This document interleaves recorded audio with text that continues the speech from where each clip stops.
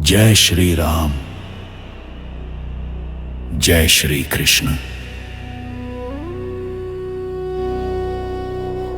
मैं वो हूं जिसने समय को केवल बहते नहीं, रुकते और मुड़ते भी देखा है। मैंने युगों को जन्म लेते देखा है और युगों को मौन में विलीन होते भी। मैंने मर्यादा को श्री राम के रूप में जीते देखा और धर्म को श्री कृष्ण के रूप में संसार को दिशा देते देखा। मेरा नाम हनुमान है। लोग मुझे शक्ति का प्रतीक कहते हैं, कुछ मुझे केवल राम का भक्त मानते हैं, पर बहुत कम लोग ये जानते हैं कि मैं महाभारत का भी साक्षी हूं। आज मैं कुरुक्षेत्र की इस धूल भरी भूमि पर अर्जुन के रथ पर कपिध्वज के रूप में विराजमान हूं। ये कोई संयोग नहीं है, ये श्री कृष्ण की इच्छा है।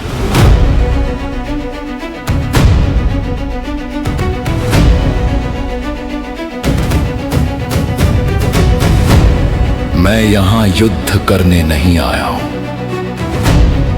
मैं यहां शस्त्र उठाने नहीं आया हूं, मैं यहां देखने आया हूं। क्योंकि हर युद्ध तलवारों से नहीं लड़ा जाता, कुछ युद्ध मनुष्य के भीतर लड़े जाते हैं। ये भूमि साधारण नहीं है, ये धर्म क्षेत्र है। कुरुक्षेत्र यहां शब्दों से पहले मौन बोलता है। हवा में घोड़ों की सांसों की गंध है, रथों के पहियों से उठती धूल है और मनुष्यों की धड़कनों की आवाज है। दूर हस्तिनापुर में एक अंधे राजा के मन में प्रश्न उठता है, मेरे और पांडु के पुत्रों ने क्या किया? पर मैं देख पा रहा हूं, ये प्रश्न युद्ध का नहीं, भय का है। मैं दुर्योधन को देखता हूं, उसका कवच सूर्य की रोशनी में चमक रहा है, पर उसके भीतर स्थिरता नहीं है। वो गुरु के पास जाता है, पांडवों की सेना की ओर संकेत करता है, वीरों के नाम गिनाता है, पर उसके शब्द शक्ति से नहीं, अपने ही मन को ढाढ़स देने से भरे हैं। फिर युद्ध की घोषणा होती है, शंखनाद गूंजता है। वो ध्वनि धरती की छाती को चीरती हुई आकाश तक पहुंचती है। उसके उत्तर में कृष्ण और अर्जुन अपने शंख बजाते हैं। उस ध्वनि में उतालापन नहीं है, स्थिरता है। मैं नीचे देखता हूं, अर्जुन धनुष उठाता है, पर उसकी पकड़ अब पहले जैसी नहीं रही। हथेलियां नम हैं, सांसें अनियमित हैं। वो कृष्ण से कहता है कि उसका रथ दोनों सेनाओं के बीच ले जाया जाए, और मैं समझ जाता हूं, अब युद्ध बाहर नहीं, अंदर शुरू होने वाला है। रथ बीच में रुकता है, अर्जुन दोनों ओर देखता है। अब उसे शत्रु नहीं दिखते, उसे अपने ही लोग दिखते हैं। गुरु, पिता, पितामह, भाई, पुत्र, मित्र।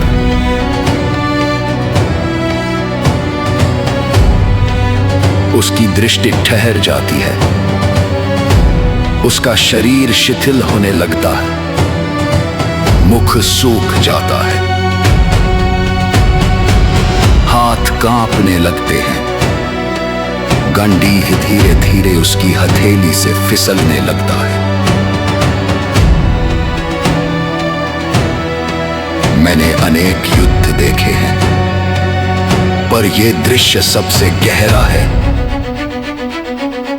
एक योद्धा का भीतर से टूटना।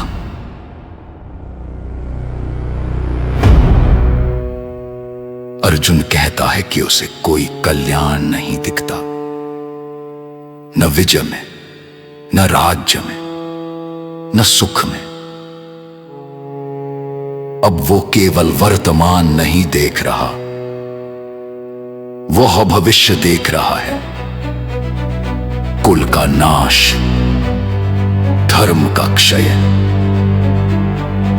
और अधर्म का फैलाव।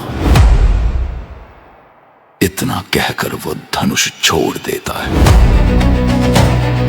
रथ के पिछले भाग में बैठ जाता है।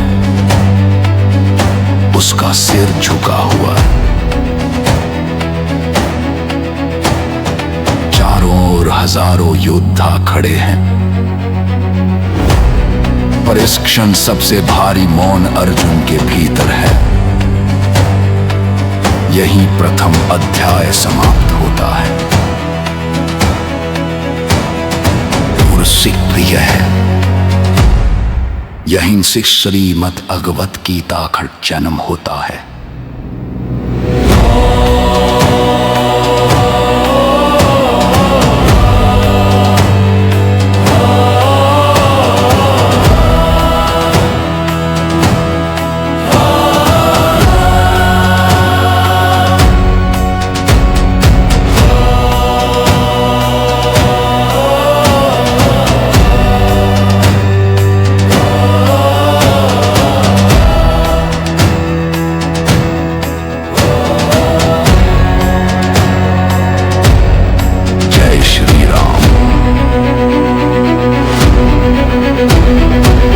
Shri Krishna।